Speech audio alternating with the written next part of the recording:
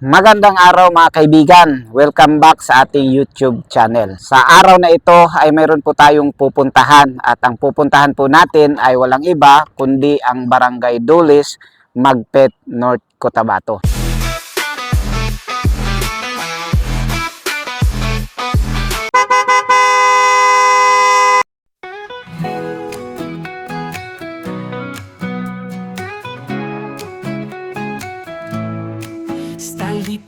Likong daan kami naglalakbay, moto sa kalsada, tanaw ang kalangitan sa bundok at talon. Kwento'y bumabalik, doon sa himpapawid, alaalay malilikha, ilang tanawin ang aming. Magpapaalam po tayo dito sa mga pulis o kaya sa mga nagbabantay kung pwede ba tayo magpapalipad ng drone dito sa munisipyo ng Magpet.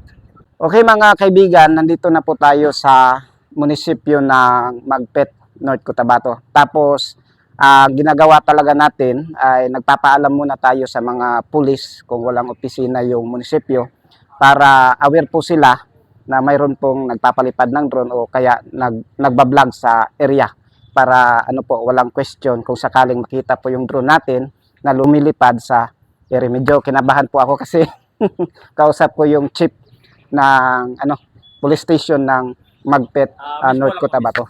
Miss po or Sergeant dito sa Magpet MPS po. Sir, baka may gusto kang i-shout out. Kaya shout out na lang sa mga membro sa Datim Butakal ha. Just follow and share sa Datim Butakal nga page. Napon may YouTube gyapon, Datim Butakal lang gyapon. Basta padayon lang suportaran natong amigo. Gusto mo explore sa kanindot sa Majestic Magpet.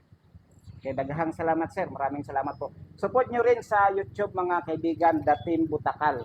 At sa mga natin dyan, mga subscribers sa Roads Adventure at sa RMB Motovlog. Pakisupport si Sir Datim Butakal.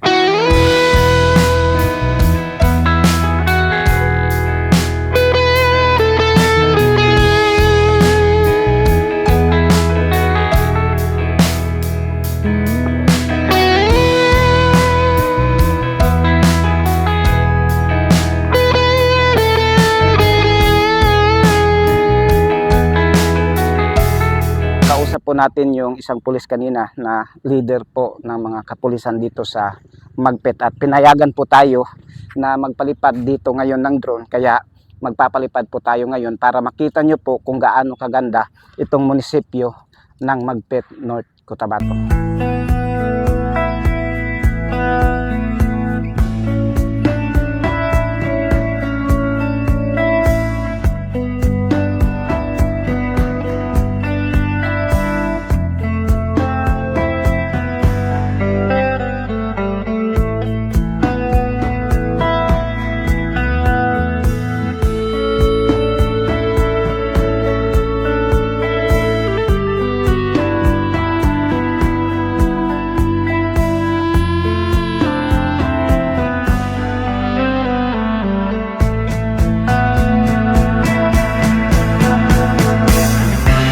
Nandito tayo ngayon sa baba ng tulay at kung mapapansin niyo po yung mga nandito ngayon, sila po ay nagpipiknik.